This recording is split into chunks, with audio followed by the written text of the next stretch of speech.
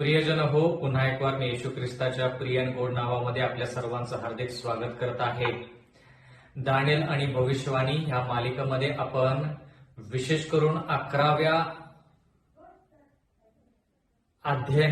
जो अध्याय आहे, दानिएलचा 11वा अध्याय जो आहे त्याच्याविषयी आपण शिकणार आहोत. आजचा संदेश जो आहे तो 26व्या क्रमांकाचा संदेश आहे, ज्याचं शीर्षक आहे उत्तरेचा राजा. उत्तरेचा राजा. तर ह्या ठिकाणी आपण खूप काही गोष्टी शिकणार आहोत, व्हिडिओ देखील पाहणार आहोत. आणि म्हणून माझी इच्छा आहे, कळकळीची विनंती आहे की आपण सर्वांनी देवाच्या वचनाकडे मनपूर्वक लक्ष द्यावं. आपण देवाचं वचन ऐकण्या अगोदर प्रार्थना करूया. स्वर्गातील जिवंत परमेश्वर देवा, आजच्या ह्या दिवसाबद्दल आणि ह्या संधीबद्दल आम्ही तुझे उपकार मानतो. प्रेमळ पित्या, तू आतापर्यंत आम्हाला संधी दिलेली आहेस, म्हणूनच आज आम्ही इथपर्यंत पोहोचलेलो आहोत. आणि मागत आहोत परमेश्वरा की तू आज देखील आमच्या संगती राहा. प्रेमळ पित्या, तुझं वचन आम्ही शिकत असताना आमची जी बुद्धी आहे ती कमकुवत आहे, आमची विचारसरणी जी आहे ती पापी आहे. आणि म्हणून पवित्र आत्मा तुझा जो आहे तो आमच्यावरती उतरावा, जेणेकरून आम्ही तुझ्या वचनानुसार सर्व गोष्टी शिकून त्या आमच्या दैनंदिन जीवनामध्ये आम्ही त्याचा कसा वापर करू शकतो हे देखील आम्ही पाहू शकतो. प्रेमळ पित्या, मागत आहोत की जितके लोक हे वचन ऐकत आहेत त्यांच्यावरती विपुल असा आशीर्वाद पाठव, आणि जे लोक हे वचन ऐकण्यासाठी आतुर आहेत त्यांचे मार्ग मोकळे कर. इथून पुढची वेळ आणि हे अध्ययन तुझ्या हाती सोपवून देऊन नम्र विनंती येशूच्या नावात मागतो, म्हणून तो ऐक. आमेन. प्रियजन हो, जर आपण दानिएल 11 हा अध्याय जर पाहिला तर तो दानिएल 10 मध्ये सुरू झालेला जो दृष्टांत आहे त्याचा पुढचा भाग म्हटलं तर चालेल. जसं आपण मागे म्हणालो की दानिएल 8 आणि 9 जसे एकमेकाशी जोडले गेलेले आहेत, तसंच दानिएल याचा 10वा अध्याय, 11वा अध्याय आणि 12वा अध्याय एकमेकांशी जोडलेले आहेत. म्हणून हे एकच वचन आहे किंवा एकच अध्याय आहे असं जरी म्हटलं तरी चालेल. एवढंच नाही तर दानिएल 11:36 मध्ये लिहिलेलं आहे, तो राजा मनास येईल तसे वर्तेल. कोण? आध्यात्मिक रोम म्हणजे पोप आणि त्याची सत्ता. तो राजा मनास येईल तसे वर्तेल. तो उन्मत्त होईल. तो सर्व देवताहून तो स्वतःला श्रेष्ठ समजेल आणि देवादिदेवाविरुद्ध विलक्षण उद्धटपणाच्या गोष्टी बोलेल. कोपाची पूर्णता होईपर्यंत त्याची चलती राहील. जे नेमले आहे ते घडेलच, असं देवाचं वचन म्हणतं. म्हणजे हा जो आध्यात्मिक रोमचा जो राजा आहे, म्हणजे थोडक्यात पोप जो आहे, आणि त्याची सत्ता जी आहे ती सत्ता तो काय करतो? देवाच्या विरुद्ध उद्धटपणाच्या गोष्टी बोलतो. म्हणजे थोडक्यात काय? दुर्भाषण करतो. म्हणजे तो थोडक्यात म्हणतो की मी देव आहे. म्हणजे देव ज्या गोष्टी करतो त्याच गोष्टी त्याला देखील करायच्यात. म्हणून आपण दानिएल 7 आणि दानिएल 8 मध्ये पाहिलं की देवाला जे शब्द वापरले, देवाच्यासाठी जे शब्द वापरले आणि देवाचे जे गुणधर्म आहेत, तशा प्रकारचे शब्द ह्या लहानशा शेंगासाठी किंवा अनितीचा पुरुष किंवा पाप पुरुष किंवा आध्यात्मिक रोम किंवा पोपची सत्ता याच्यासाठी वापरलेले आहेत.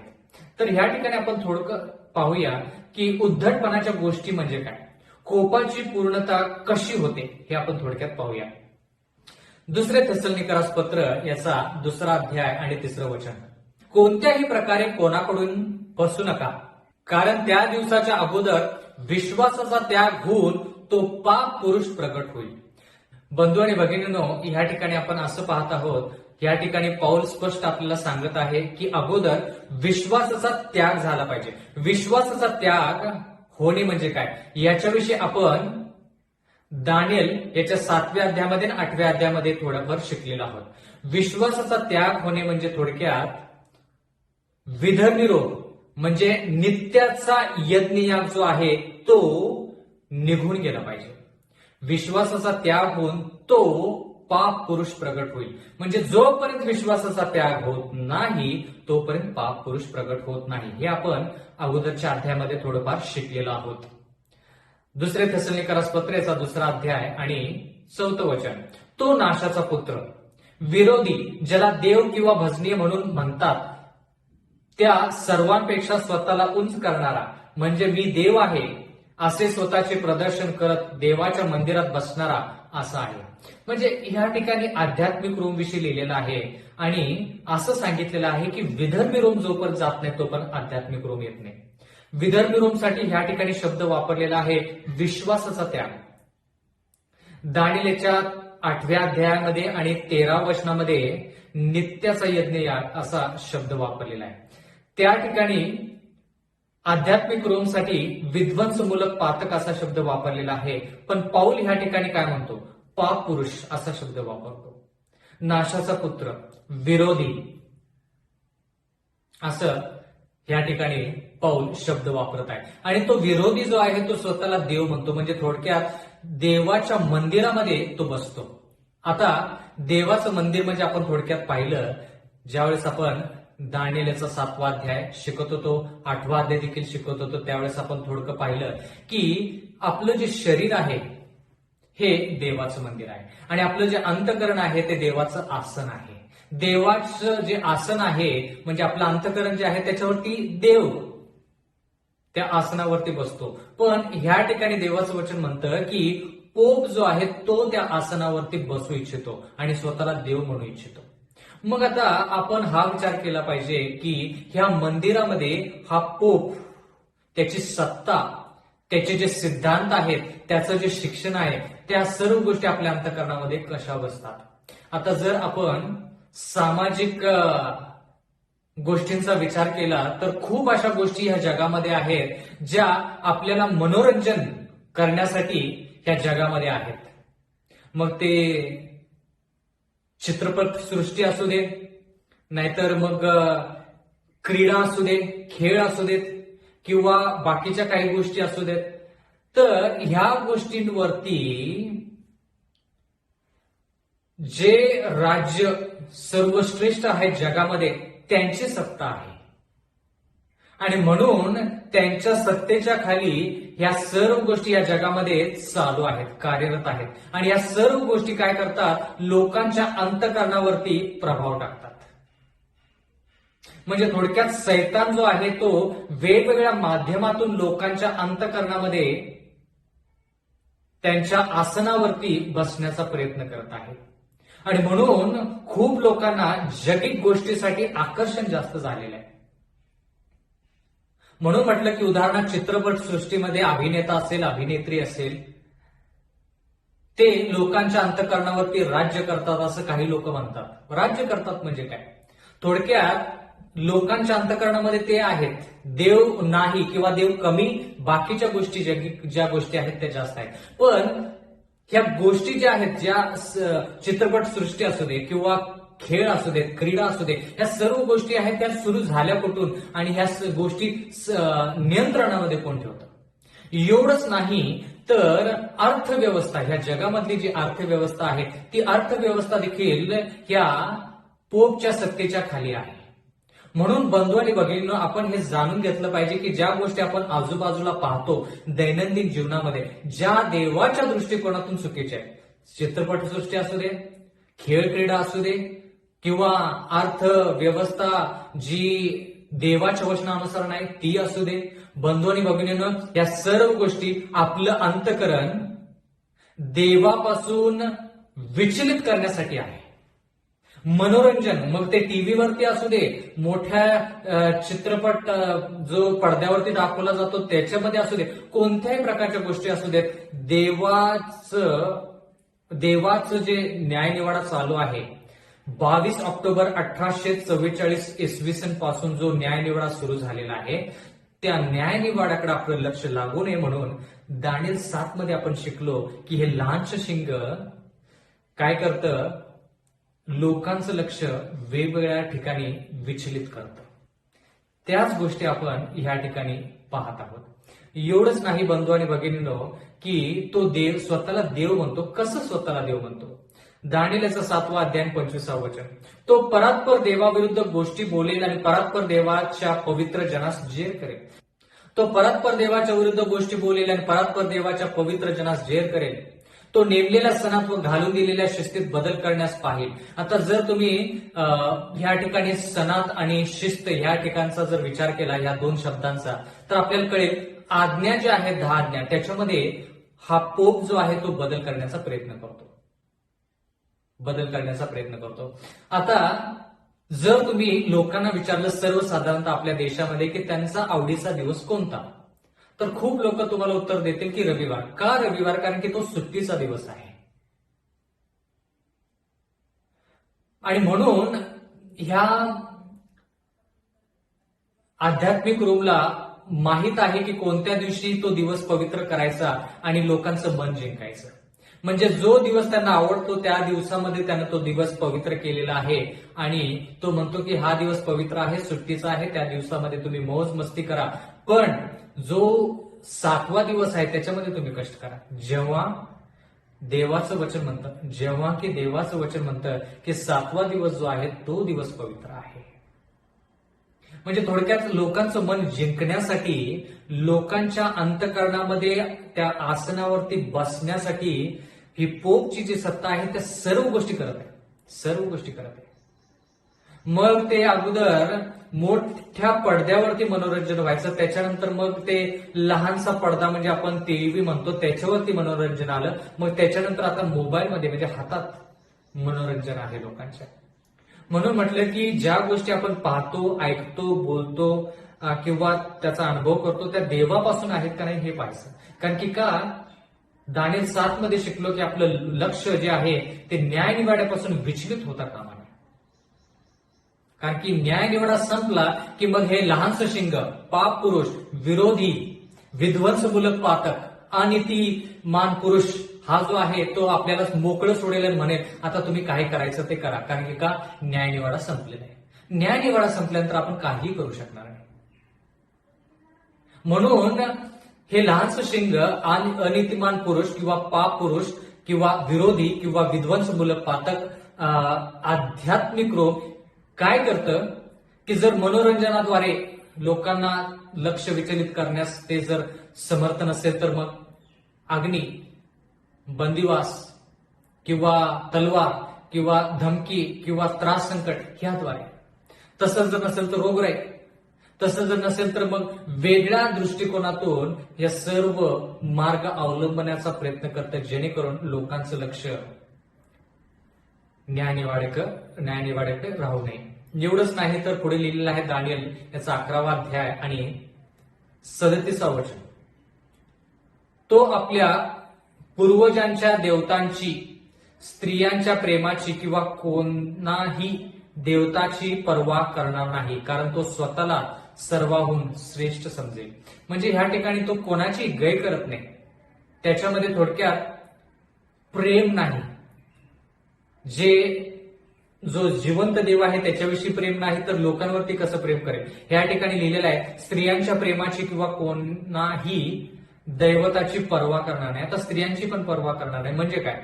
1 तिमोथेयाला पत्र 4 अध्याय 1 वचन. आत्मा स्पष्ट म्हणतो की पुढील काळात विश्वासापासून कित्येक लोक भ्रष्ट होतील.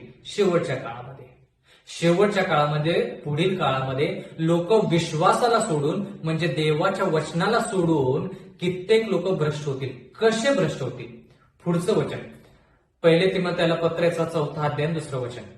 ज्या माणसांची विवेक बुद्धी तर डाग दिल्यासारखीच आहे अशा खोटे बोलणाऱ्या माणसांच्या ढोंगाने ते फुसलावणाऱ्या आत्म्यांच्या व भूतांच्या शिक्षणाच्या नादी लागतील. म्हणजे ज्या गोष्टी फसवणाऱ्या आहेत त्या गोष्टींच्या पाठीमागे लागतील असं देवाचं वचन म्हणतं. 1 तिमोथेयाला पत्र याचं 4 अध्याय आणि 3 वचन. लग्न करण्यास ते मना करतील. आता ह्या ठिकाणी लिहिलेलं आहे की शेवटच्या काळामध्ये लोक विश्वासापासून परावृत्त होतील, विश्वासापासून दूर जातील आणि ते भ्रष्ट होतील, स्वतःच्या इच्छेनुसार जातील. विश्वासापासून दूर जाणे म्हणजे देवाच्या वचनापासून दूर जाणे. कारण की देवाच्या वचनावरती आपला विश्वास आहे. तर कसे ते दूर जातील? लग्न करण्यास ते मना करतील. म्हणजे जर लोक तुम्हाला एखाद्या मंडळीमध्ये पाहायला मिळतात, ते म्हणतात की मी लग्न करणार नाही, पण देवाचं वचन म्हणतं देवाची इच्छा जर नसेल तर पौलासारखं लग्न न करता, विवाह न करता, येशू ख्रिस्तासारखं विवाह न करता जर देवाची इच्छा असेल तर तो भाग वेगळा. पण देवाच्या वचनामध्ये सर्वसाधारणतः विवाह झाला पाहिजे असं देवाचं वचन म्हणतं. म्हणजे थोडक्यात देवाच्या वचनामध्ये विवाहाला संमती दिलेली आहे. पण जर आपण ह्या एका विशिष्ट मंडळीचा विचार करतो तर त्या मंडळीमध्ये विशिष्ट लोक जे आहेत त्यांनी कदापि लग्न करायचं नाही असं ते म्हणतात. म्हणून देवाचं वचन म्हणतं की शेवटच्या काळामध्ये लोक विश्वासापासून भटकून भ्रष्ट होतील. मग मला अशी एक मंडळी माहित आहे की ज्या ठिकाणी स्त्रियांना लग्न न करता देवाची सेवा करायची असते. मग जे याजक आहेत त्यांनीही लग्न न करता देवाची सेवा करायची आहे असं या ठिकाणी आपण पाहत आहोत. म्हणजे थोडक्यात काय, ते विश्वासाला सोडून, देवाचं वचन सोडून स्वतःच्याच इच्छेनुसार सर्व गोष्टी करत आहेत. जर एखाद्या व्यक्तीसाठी देवाची इच्छा असेल की तो व्यक्ती न लग्न करता त्यानं देवाची सेवा करावी, तो भाग वेगळा. पण आपण असं म्हणू शकत नाही की देवाची सेवा करायची तर त्या ठिकाणी त्या व्यक्तीनं लग्न करणं चुकीचं आहे असं आपण म्हणू शकत नाही, कारण की ते देवाच्या वचनाच्या साच्यामध्ये बसत नाही. बंधू आणि भगिनींनो, म्हणून म्हटलं की जे लोक विश्वासाला सोडून भ्रष्ट होतील ते कोण, तर रोमन कॅथलिक मंडळीमध्ये स्त्रियांनी जर देवाची, येशू ख्रिस्ताची सेवा करायची तर त्यांना विवाह करून चालत नाही असं त्या ठिकाणी नियम आहे.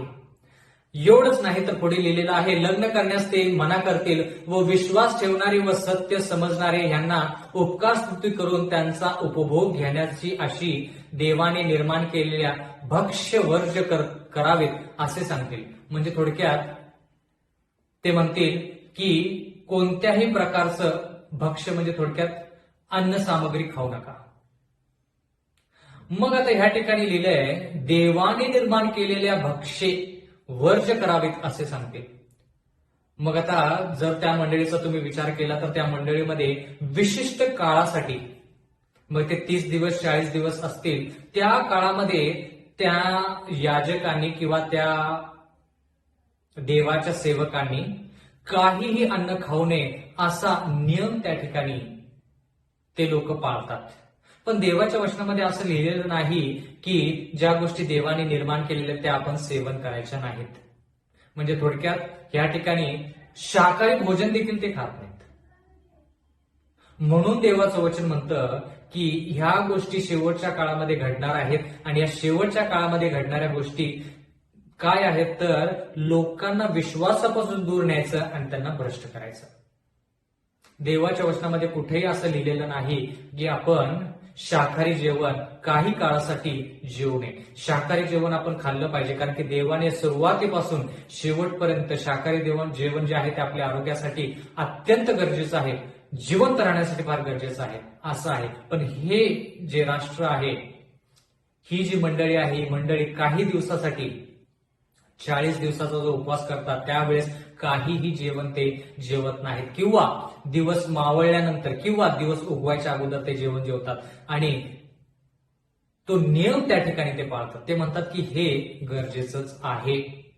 म्हणून देवाचं वचन या सर्व गोष्टींचं खंडन करतं. लग्न न करता देवाचीच सेवा करायची, लग्न न करताच देवाची सेवा करायची, ते 40 दिवस आहेत त्या ठिकाणी उपवासच झालाच पाहिजे. या सर्व ज्या गोष्टी आहेत ह्या मंडळीमध्ये पार पाडल्या जातात. म्हणून ही मंडळी विश्वासापासून भडकलेली आहे आणि ती भ्रष्ट होण्याच्या मार्गावरती आहे असं देवाचं वचन म्हणतं. म्हणून या मंडळीमध्ये जे लोक आहेत त्यांना आपण प्रेमानं सांगितलं पाहिजे की ह्या मंडळीतून तुम्ही सत्य जी मंडळी आहे तिचा तुम्ही स्वीकार करा.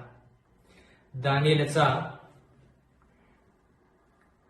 11वा अध्याय आणि 38 वचन, आपल्या स्थानी राहून तो दुर्ग देवतास पूज्य मानेल, जे दैवत त्याच्या पूर्वजांना माहीत नव्हते त्याची तो सोने रुपे जवाहीर व मनोरम वस्तू ह्यांनी पूजा करील. म्हणजे थोडक्यात सैतान काय करत आहे, देवाचे पवित्र स्थान जसं आहे तसंच ह्या मंडळीला स्थापन करायचं आणि त्या मंडळीचं पवित्र स्थान उभा करायचं. म्हणजे खरी मंडळी जशी आहे तसंच एक मंडळी स्थापित करायची आणि लोकांना सांगायचं की ही खरी मंडळी आहे. सैतान तसं करतो. कारण की का, ज्यावेळेस दोन दोन मंडळ्या लोकांना दिसतात त्यावेळेस त्या ठिकाणी लोकांचा गोंधळ होतो. मग लोक म्हणतात की ह्या मंडळीमध्ये जायचं का ह्या मंडळीमध्ये जायचं. गोंधळ निर्माण करण्यासाठी, लोकांना सत्य मिळू नये यासाठी मंडळीची स्थापना सैतानाने केलेली आहे. म्हणजे देवाच्या नावामध्ये यायचं पण देवाच्या विरुद्ध काम करायचं. याच्यासारखी मोठी फसवणूक जगामध्ये कोणतीही होऊ शकत नाही, कोणतीच होऊ शकत नाही. येशू ख्रिस्ताच्या नावामध्ये यायचं पण येशू ख्रिस्ताच्या विरुद्ध कार्य करणे, त्याच्यासारखी मोठी फसवणूक जगामध्ये कोणतीच नाही. दानियेलचा 11वा अध्याय आणि 39व वचन. एका परकीय देवताच्या साह्याने तो मोठे मजबूत गड लढेल. जे कोणी त्याला मानतील त्यांना तो वैभवात चढवेल. त्यांना पुष्कळ लोकांवर सत्ता देईल व मोल घेऊन जमीन वाटून देईल. म्हणजे थोडक्यात काय की ह्या ठिकाणी खुशामत करायची, लोकांना भुरळ टाकायची आणि त्यांना सत्तेखाली आणायचं. दानियेलचा 11वा अध्याय आणि 40व वचन. अंतसमयी दक्षिणेचा राजा. अंतसमय, आता अंतसमय म्हणजे काय, 1798 इसवी सन आणि त्याच्यानंतरची जी वेळ आहे त्याला म्हणायचं अंतसमय. अंतसमय दक्षिणेचा राजा त्याला टक्कर देईल. आता दक्षिणेचा राजा कोणाला टक्कर देईल, ह्या राजाला टक्कर देईल. आता हा राजा कोण, उत्तरेचा राजा रथ स्वार व पुष्कळ तारवे घेऊन वावटळीसारख्या त्याच्यावर येईल. तो अनेक देशात शिरेल व त्यांना पादाक्रांत करून पार निघून जाईल. बंधू आणि भगिनींनो, देवाच्या वचनामध्ये असं लिहिलंय की दक्षिणेचा राजा येईल आणि तो टक्कर देईल. कोणासंती टक्कर देईल, उत्तरेच्या राजासंती टक्कर देईल. म्हणून आजचा जो संदेश आहे तो उत्तरेच्या राजाविषयी आहे. उत्तरेचा राजा ज्याच्याकडे रथ आहे, स्वार आहे, तो पुष्कळ तारवे घेऊन वावटळीसारखा त्याच्यावरती येईल. तो अनेक देशात शिरेल व त्यांना पादाक्रांत करून पार निघून जाईल. आता ह्या ठिकाणी दक्षिणेचा राजा उत्तरेच्या राजाला टक्कर देईल. आता उत्तरेचा राजा कोण, म्हणजे थोडक्यात आपण लहान शिंग, अनितिमान पुरुष, पाप पुरुष, विनाशाचा पुत्र, विरोधी, आध्यात्मिक रोम, पोपची सत्ता जी आहे त्याला आपण उत्तरेचा राजा असं म्हणतो. त्याच्या विरुद्ध एक दक्षिणेचा राजा येईल आणि टक्कर देईल. म्हणजे 1798 इसवी सन मध्ये काय झालं की पोप जो स्वतःला देव व भजनीय म्हणतो त्याला एका राजाने टक्कर दिली. इतिहासामध्ये जर पाहिलं तर एका राजाने त्याच्यावरती लढाई केली. ज्यावेळेस एक राजा जो दक्षिणेचा राजा आला आणि त्याने टक्कर दिली, त्यावेळेस त्या दक्षिणेच्या राजाने या उत्तरेच्या राजाला म्हणजे आध्यात्मिक रोमला, उत्तरेचा राजा म्हणजे आध्यात्मिक रोम किंवा पोपच्या सत्तेला किंवा पोपला टक्कर का दिली किंवा लढाई का केली, कारण की पोप स्वतःला देव म्हणायचा. आणि हा दक्षिणेचा राजा जो आहे तो फ्रान्सचा सेनापती होता. फ्रान्स राज्यामध्ये एक सेनापती होता ज्यानं पोप वरती लढाई केली, कारण की पोप स्वतःला देव म्हणायचा. आणि फ्रान्स त्या काळामध्ये नास्तिक होतं, म्हणजे त्यांचा कोणत्याही देवावरती विश्वास नव्हता. मग हे राष्ट्र म्हणालं की आमचा कोणत्याही देवावरती विश्वास नाही आणि तू म्हणत आहेस की तू देव आहेस तर आम्ही तुझ्यावरती लढाई करू. बाकीच्या राष्ट्रांनी पोप सत्तेवरती लढाई केली नाही. पोपला लढाई करून त्याला बंदिवासामध्ये नेलं नाही. तर कोणी केलं, दक्षिणेचा राजा म्हणजे फ्रान्सचा सेनापती, फ्रान्सच्या राज्याने पोपच्या राज्यावरती म्हणजे आध्यात्मिक रोमवरती लढाई केली. कारण की का, फ्रान्सचा राजा नास्तिक, नास्तिक मनुष्य कोणत्याही देवावरती विश्वास ठेवत नाही आणि पोप म्हणाला की मी देव आहे. म्हणून 1798 इसवी सन मध्ये पोपला बंदी म्हणून फ्रान्सच्या सेनापतीने जनरल बर्थियर, सेनापतीचं नाव बर्थियर, त्यानं पोपला कैद करून घेऊन गेला आणि पोपची सत्ता काही काळासाठी निघून गेली आणि नंतर पोपची सत्ता त्याला परत मिळाली.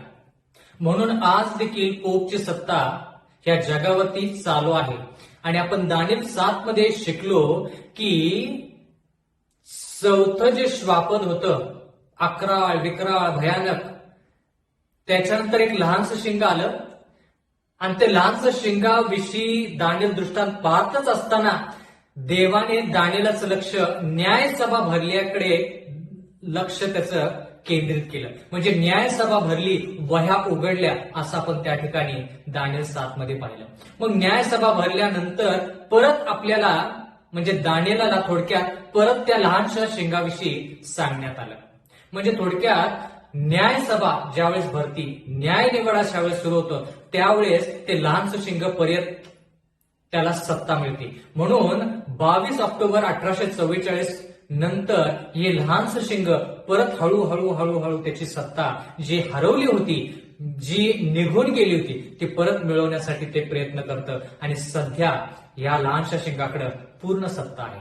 म्हणून म्हटलं की हे लहानसं शिंग वेगवेगळ्या माध्यमाद्वारे पूर्ण जगावरती नियंत्रण ठेवण्याचा प्रयत्न करत आहे, जे पुष्कळ लोकांना माहीत नाही. म्हणून देवाच्या वचनाचा जर आपण अभ्यास केला तर या सर्व गहन आणि गूढ गोष्टी आपल्याला समजल्याशिवाय राहणार नाहीत.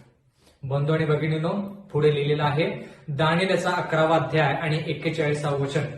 तो वैभवी देशातही शिरेल, पुष्कळ देश पादाक्रांत होतील, पण अदोम, मोवाब व अमोन येथील निवडक लोक हे त्याच्या हातून सुटतील. वैभवी देश ह्या ठिकाणी आपण पाहिलं आणि वैभवी देश जो आहे तो आपण बाकीच्या वचनांमध्ये देखील पाहिलं. जे अगोदरचे संदेश आहेत त्याच्यामध्ये देखील आपण वैभवी देश असं पाहिलं. विशेष करून दानिएल 8वा अध्याय आठवतं का की लहानसं शिंग जे आहे ते वैभवी देशाकडे त्यानं इच्छेची पराकाष्ठा केली. म्हणजे इच्छा दर्शवली की त्यानं वैभवी देशाकडे पण जावं. माझी आशा आहे की हे शब्द, हे वचन तुम्हाला आठवत आहे. दानिएल 8 मध्ये आपण शिकलो की ह्या लहानशा शिंगाने त्याची इच्छा जी आहे ती वैभवी देशाकडे पण लावली. तर तोच भाग या ठिकाणी आपण पाहत आहोत. आता वैभवी देश म्हणजे काय? देवाच्या वचनामध्ये वैभवी देश म्हणजे देवाचे लोक. मग त्या ठिकाणी वेगवेगळ्या मंडळ्या देखील ह्या ठिकाणी आपण थोड्या समाविष्ट करू शकतो. म्हणजे पोप आणि त्याचं जे शिक्षण आणि त्याची जी सत्ता आणि त्याचं जे सिद्धांत आहेत ते बाकीच्या मंडळीमध्ये देखील त्यानं शिरकाव केलेला आहे. मग त्या कोणत्याही मंडळीचा जर तुम्ही विचार केला, विशेष करून पेंटकॉस्ट मंडळी असू दे, लुथरन असू दे, बॅप्टिस्ट असू दे, या मंडळीमध्ये ह्या पोपच्या सत्तेनं काय केलेलं आहे? शिरकाव केलेला आहे. म्हणजे ह्या ठिकाणी थोडक्यात आध्यात्मिक युद्ध सुरू झालेलं आहे. बंधू आणि भगिनींनो, जर तुम्ही लक्षपूर्वक ऐकलं असेल तर तुम्हाला नक्कीच कळेल की लढाई दानिएल 2 मध्ये जे सुरू झाली ती राजकीय लढाई. हा राजा येतो, तो त्याच्यावरती लढाई करतो, मग त्या राजाने दुसऱ्या राजावरती लढाई करेल, त्याची सत्ता गेली, दुसरं राज्य आलं. पण आता जी लढाई जी चालू आहे, आपण हळूहळू राजकीय पासून आध्यात्मिकडे येत आहे. लढाई जरी सुरुवात झाली राजकीयरित्या तर त्याची समाप्ती जी आहे ते आध्यात्मिक, म्हणजे सार्वकालिक जीवनावरती लढाई चालू आहे. म्हणून देव म्हणतो की मुद्दामी ह्या लहानशा शिंगाकडे तुमचं लक्ष केंद्रित करत आहे, जेणेकरून तुम्ही लक्षात घेतलं पाहिजे की हे लहानसं शिंग तुमच्या आध्यात्मिक जीवनासंती कसं खेळ करतं आणि सार्वकालिक जीवनापासून तुम्हाला वंचित करण्यासाठी कोणकोणते उपक्रम राबवतं हे तुम्ही जाणून घेतलं पाहिजे. तर ह्या ठिकाणी असं लिहिलेलं आहे, वैभवी देशातील शिरेल म्हणजे शिरकाव करेल.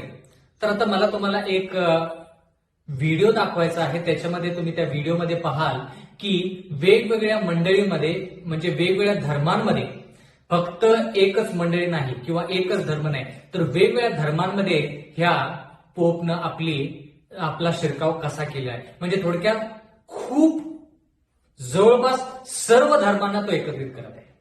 जवळपास तो सर्व धर्मांना एकत्रित करण्याचा प्रयत्न करत आहे. म्हणून हिंदू धर्मामधल्या गोष्टी ख्रिश्चन धर्मामध्ये, ख्रिस्ती धर्मामधल्या गोष्टी मुस्लिम धर्मामध्ये, त्यांच्या गोष्टी बौद्ध धर्मामध्ये, सर्व गोष्टी एकत्रित करण्याचा हा पोप प्रयत्न करत आहे किंवा आध्यात्मिक रोम प्रयत्न करत आहे. आपण तो व्हिडिओ पाहूया.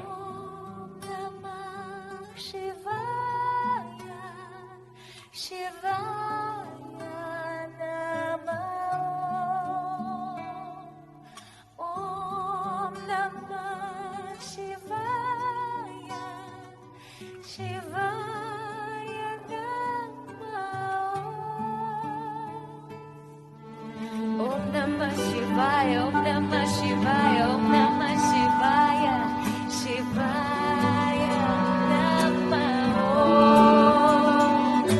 Om Namah Shivaya, Om Namah Shivaya, Om Namah Shivaya, Shivaya Namah.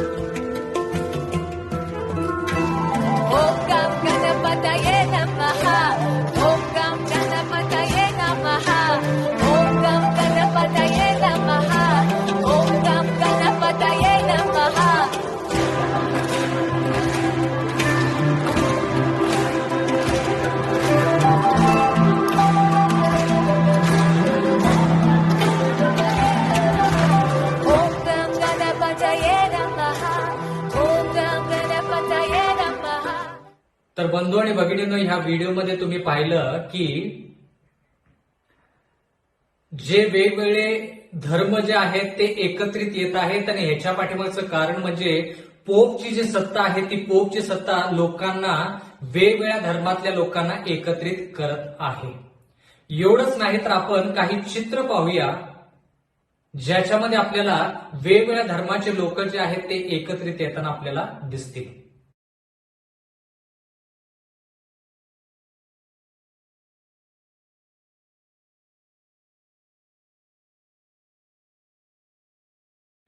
पुष्कळ देश प्रादाक्रांत होतील. तो अदोम. आता अदोम म्हणजे कोण? अदोम जे आहेत ते एसाव जो आहे त्याचे जे वंशज आहेत त्यांना अदोम असं म्हणतात. एवढंच नाही, मवाब व अमोन येथील निवडक लोक हे त्याच्या हातून सुटतील.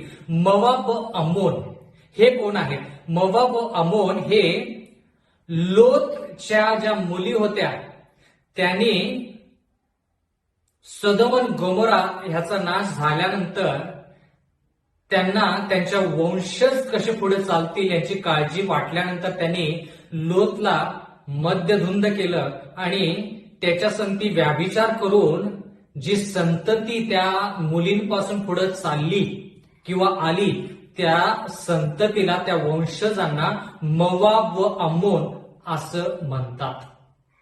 देवाच्या वचनामध्ये मवाब व अमोन त्या संततीला म्हणतात जी संतती लोटच्या मुलींकडून पुढे आली.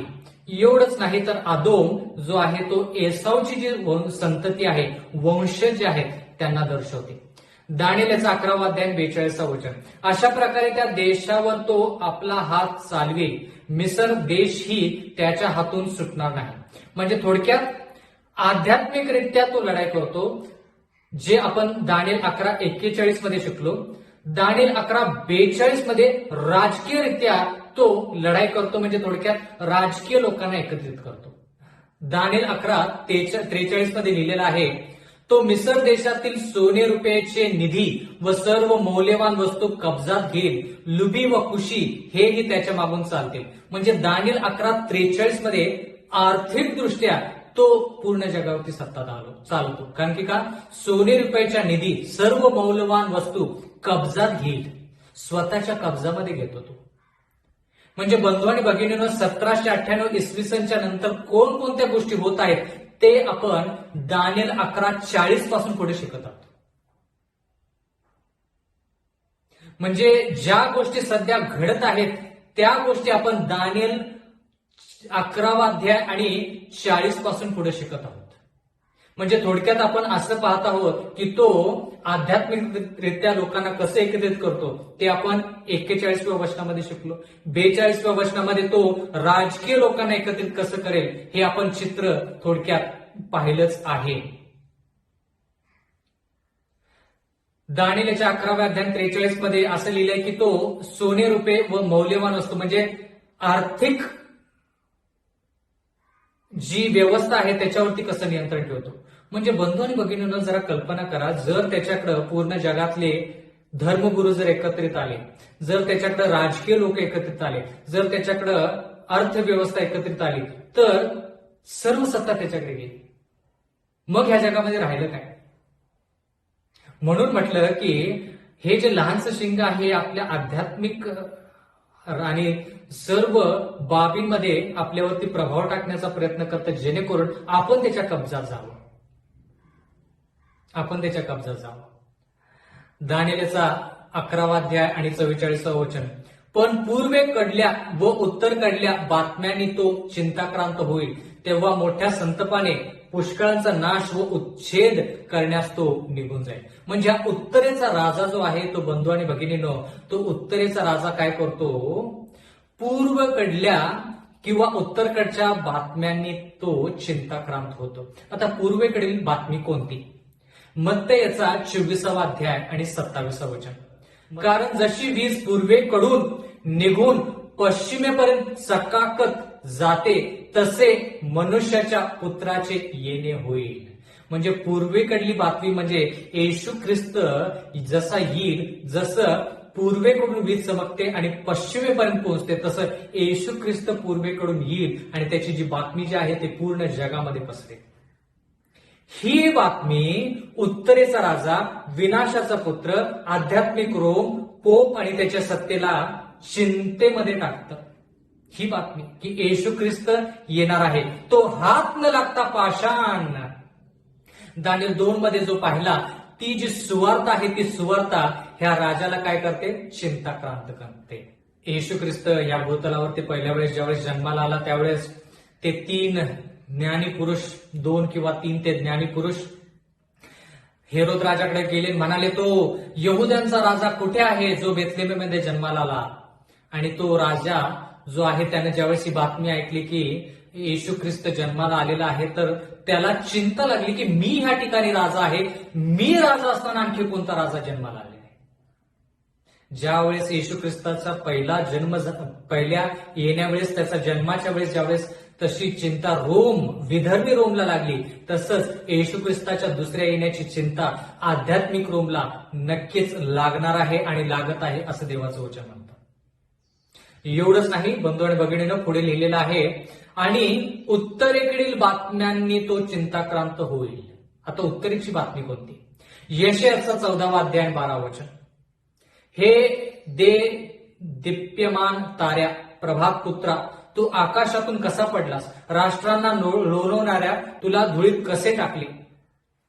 देवाचं वचन म्हणतं की जरी सोरच्या राजाविषयी या ठिकाणी लिहिलेलं असलं तरी हे गुणधर्म जे आहेत ते सैतानाला पण लागू आहेत आणि आध्यात्मिक रोमसाठी पण लागू आहेत. पुढचं वचन यशायाचा 14वा अध्याय आणि 13 वचन, जो तू आपल्या मनात म्हणालास, मी आकाशात चढेन, देवाच्या तारंगाणाहून माझे सिंहासन उच्च करीन, उत्तर भागातील देवसभेच्या पर्वतावर मी विराजमान होईन. म्हणजे हे लहानसं शिंग आध्यात्मिक रोम जे आहे ते उत्तरेच्या भागातील देवसभेच्या पर्वतावर बसण्याचा प्रयत्न करतं. म्हणून येशू ख्रिस्त ज्यावेळेस येईल त्यावेळेस तो त्याची सत्ता काढून घेईल हे त्याला माहीत आहे. म्हणून त्याची जी इच्छा आहे की उत्तरेच्या भागातील देवाच्या पर्वतावरची बसण्याची त्याची इच्छा आहे, ती इच्छा म्हणजे ते जे पर्वत आहे तेही त्याच्याकडून काढून घेण्यात येईल. एवढंच नाही तर बंधू आणि भगिनींनो, दानिएल याचा 11वा अध्याय आणि 45वा वचन म्हणतं, समुद्राच्या व शोभिवंत पवित्र पर्वतांच्या दरम्यान तो आपले दरबारी तंबू ठोकील, पण त्याचा अंत येईल, कोणी त्याला सहाय्य करणार नाही. तर या ठिकाणी लिहिले शोभिवंत पर्वत म्हणजे थोडक्यात काय, आध्यात्मिक. दरम्यान तो आपले दरबारी तंबू म्हणजे काय, राजकीय. म्हणजे आध्यात्मिक रोम जे आहे ते आध्यात्मिक पण आहे आणि राजकीय पण आहे. पण आध्यात्मिक कसं, देवाच्या नावामध्ये येऊन देवाच्या विरुद्ध. राजकीय कशासाठी, राजकीयरित्या ह्या जगाला एकत्रित करायचं. म्हणून बंधू आणि भगिनींनो, दानिएल 11 मध्ये आपण असं पाहत आहोत की ह्या गोष्टी ज्या आहेत त्या गोष्टी सध्या घडत आहेत. म्हणजे थोडक्यात मी तुम्हाला असं सांगू शकतो की दानिएल 11वा अध्याय 43 वचन जे आहेत ते वचन सध्या घडत आहेत. दानिएलचा 11वा अध्याय आणि 43वा जे वचन आहे ते वचन सध्या घडत आहे. दानिएल 11:44 हे वचन येणाऱ्या काळामध्ये किंवा सध्या पण घडत असेल, ज्याच्यामुळे त्याला चिंता होत आहे. पण बाकीची जे वचनं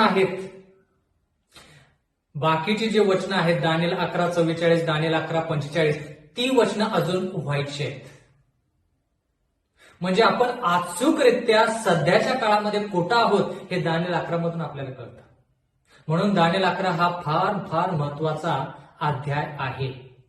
बंधू आणि भगिनींनो, येणाऱ्या काळामध्ये कोणकोणत्या गोष्टी कशा घडतील हे अचूक जरी मी सांगू शकलो नाही तरी देखील मी थोडंफार तुम्हाला सांगू शकेन की ह्या बातम्या, हे जी सुवार्ता आहे ती सुवार्ता ह्या राज्याला चिंताक्रांत करते. आणि देवाचं वचन म्हणतं दानिएल 2 मध्ये, हात न लागता पाषाण येईल आणि ह्या आध्यात्मिक रोमचा नाश करेल. दानिएल 7 मध्ये पण तेच पाहिलं, दानिएल 8 मध्ये पण तेच पाहिलं, दानिएल 11 मध्ये पण आपण तेच पाहत आहोत. बंधू आणि भगिनींनो, ही जी वचनं आहेत ही महत्वाची वचनं आहेत. ह्याच्यावरती तुम्ही मनन करा. देव तुम्हाला आशीर्वाद देव. आपण प्रार्थना करूया. स्वर्गातील जिवंत परमेश्वर देवा, उपकार मानतो आजच्या वचनाबद्दल. विनंती करत आहोत की वचनं आणखी सखोल आम्हाला समजावेत म्हणून पवित्र आत्मा तो आमच्यावरती पाठव. इथून पुढची वेळ आमचं सर्वस्व, आमचं तारण आम्ही तुझ्या हाती देत आहोत. आम्हाला तो तारण दे. नम्र विनंती येशूच्या नावात मागतो म्हणून तो ऐक. आमेन.